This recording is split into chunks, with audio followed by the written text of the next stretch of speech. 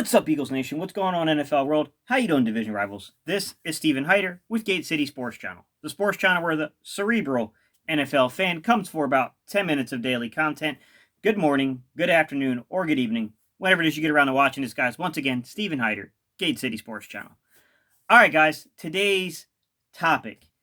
Hey, look, I was watching a live stream yesterday. I didn't catch it live. I actually caught the replay of it, but there was something from that live stream that caught my attention. Brunson was talking about one of the picks we made in the third round, which was Davion Taylor, and he was giving his thoughts on it. And when he said something, it really spiked my interest into, man, I need to go check the film out on this kid. I mean, the speed and the athleticism that this dude shows on tape is just remarkable, man. So today's topic, guys, Davion Taylor. Let's go. I want to talk about what this kid is. Like, very athletic, guys. Really, really athletic. I mean, when you look at the guys that I would say he's comparable to, it's Akeem Davis-Gaither, but Akeem Gaither-Davis, sorry, guys, I always say that wrong. Akeem Gaither-Davis has a little more experience playing football, and he's a little better at reading and reacting, but the athletic profile is there, which is exciting because y'all know I was huge on Akeem Gaither-Davis. That kid is incredible in terms of the way that he recognizes, the way that he can blitz, his coverage ability, the way he stacks linemen and gets in there to tackle. Look, don't get this twisted, guys. This kid is not to the level of that yet, but it's there. The athletic profile is there, guys. If this kid ever puts it together, he's going to be special. And I did notice a couple of things about this young man on film, and I really wanted to point it out today, and I wanted to talk about it, guys, because I do fear the Eagles might see this kid as one thing, and I think they might be missing the forest for the trees. Because I have to tell you, I think this kid could be something completely different and could be special in this particular type of system. But without further ado, guys, I'm going to go ahead and I'm going to flip it over, and we're going to talk about it. So let's dive into the film. We're going to talk about Davion Taylor, linebacker, Colorado University. All right, or University of Colorado. I don't know how they go, guys. I think it's Colorado University, actually. All right, guys, let's get it. This kid, I believe, is going to be a star. Point blank, period. All right, everybody. So when I watched the film, what stood out to me about Davion Taylor was just the way that he was utilized at Colorado. I mean, they really moved him all around, guys. I saw this kid lined up basically as a safety or a nickel. I saw this young man line up as a Will. I saw him lined up as a Sam just on the outside. I even saw him take a handful of snaps that looked like really playing their Mike positioning. I mean, they really bounced this young man all around the football field. And I did see some things that, I got to be honest with you guys, when I looked on film in a man coverage system or even a zone coverage like a Tampa Two, this kid would be deadly in the middle playing that Mike role in a Tampa Two. And force the throw in front of him. Here comes pressure and a wide open Red takes advantage into the vacant. I mean, the way Urlacher was able to get under there, you just look back at all the great Tampa Bay linebackers. I mean, he has that weird dynamic ability he gets back fast into that zone, guys. Now, this is what I will say about him. If we're speaking solely on his ability to cover, I thought he was much better in man, lining up, turning his hips and running than he was playing zone. Fourth and short, Buffs bringing pressure out of the backfield. Verdell.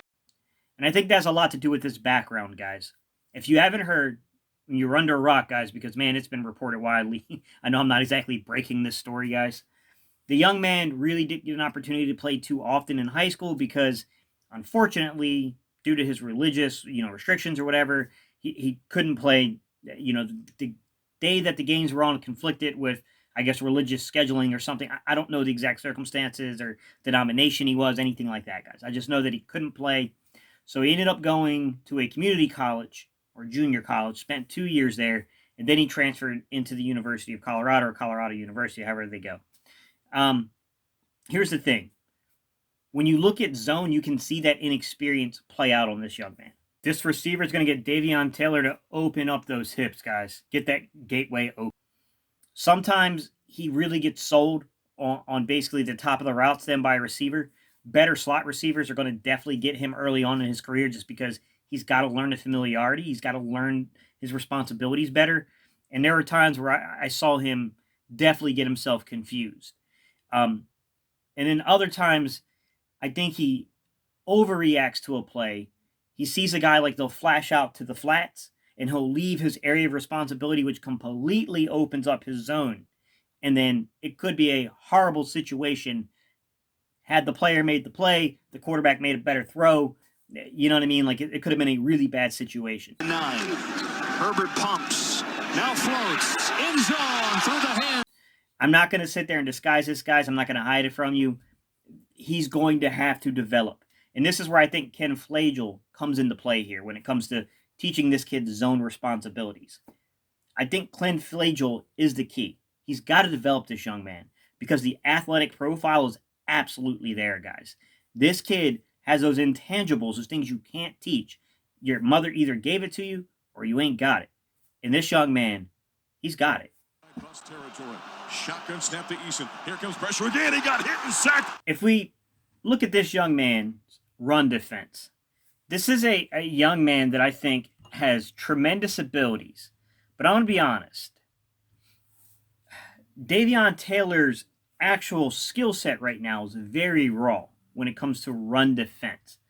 Now, you will see some plays on some things like, it's not necessarily a running play, but like where they throw like a little wide receiver screen or something like that. And you can see this kid is violent at the point of attack, guys. I mean, he's very active, very strong. He's not afraid to come up and hit. Vulnerability of the Buffaloes. Empty it out, toss it outside to Verdell, who's got. And that's not even on the, like, he'll go into his man to break through to get his other teammates there. Love the way he approaches the game like that. On the flip side, though, when he's an edge defender, I think he does a fairly good job at setting the edge. Makes it 1st and 10 of the 16. Back to the ground. Leaky. Which, you know, this young age is pretty much what you can expect from a guy. I mean, if the guy can at least set the edge, then you know he's at least physical, and you know that he's not scared to go in there and, you know, get involved with an offensive lineman, a tight end, a lead block. Like, he's not going to be scared to do that. With that said, guys, at this point in his career, he's not the greatest to me when it comes to basically stacking and shedding a block. Leaky running hard. Guys, I don't think he has that ability yet to stack and shed. And it's going to be hard for him to do because he's not the biggest guy in the world. But if anyone can do it, I'd put faith in this kid because this kid is very strong-willed, guys. When you go look through his highlight, film, I think the thing that stood out to most people about his athleticism was his pursuit. Back to die. Hits the whole arm. Right? I mean, maybe he gets eaten up by offensive linemen, but he doesn't give up on the play. And then seconds later, you're watching the film, and here comes this kid shooting down the sideline, making a play on the running back. Now bounces to the outside. And Travis Dye. I thought there were quite a few plays where I looked on film, and I can see this kid's pursuit going down the field, not giving up on the play, and basically probably saving a touchdown, if not giving up an extra 10, 15 yards if he wasn't there to make the play. Starters staying there for the Ducks offensively. C.J. Verdell explodes through the hole. Guys, at this point, this is nothing more than a foot race between two athletes. This is a linebacker who has basically 3-4 speed, 4-4 speed. Wow, that would be really fast. He's got 4-4 speed here, guys. Upper 4-4 speed, chasing down a running back. This is what this type of athleticism lends you on the football field. Into the clear. He's got a speedster chasing him, and Taylor running out of. I thought this kid's motor is probably the thing that's going to stand out the most, and it's probably why, Jim Schwartz, Ken Flagel, Doug Peterson, Howie Roseman, and the rest of that front office and the rest of that defensive coaching staff probably really fell in love with the young man. The kid is a high motor, high effort. I think he takes every snap as a gift because, once again, going back to his past, he wasn't, he's sitting there listening to the games because his house is so close to the stadium, but he wasn't always allowed to participate in those games because of that religious affiliation that he had. So I do think that this young man is one of these kids. He doesn't take things for granted. He's happy to be out there. And I think that shows up on film, guys. it's hard to measure a person's, like, you know, their inner being and like what they believe, but you can see effort. Effort stands out on film. And I see effort standing out on film from this young man.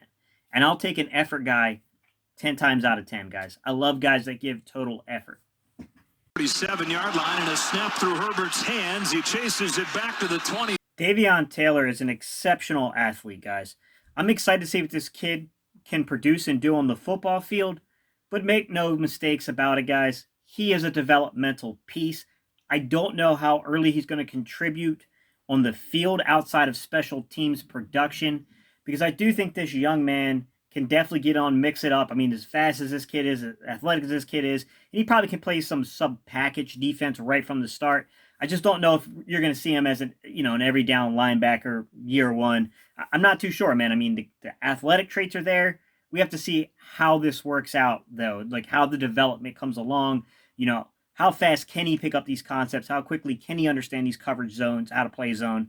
I'll say one thing about the kid. You look at him in his own concept, even though he's not reading the plays very well yet, he's got all the physical, attributes you want, the length, the speed, the things that would seem to indicate a guy that can really get underneath the zone and make a quarterback's life a living, what, guys.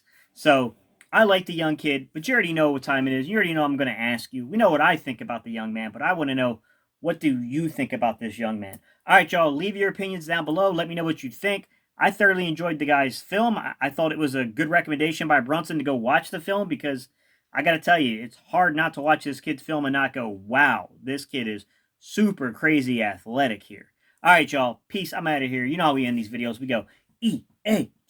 All right, y'all. Let's go, Eagles.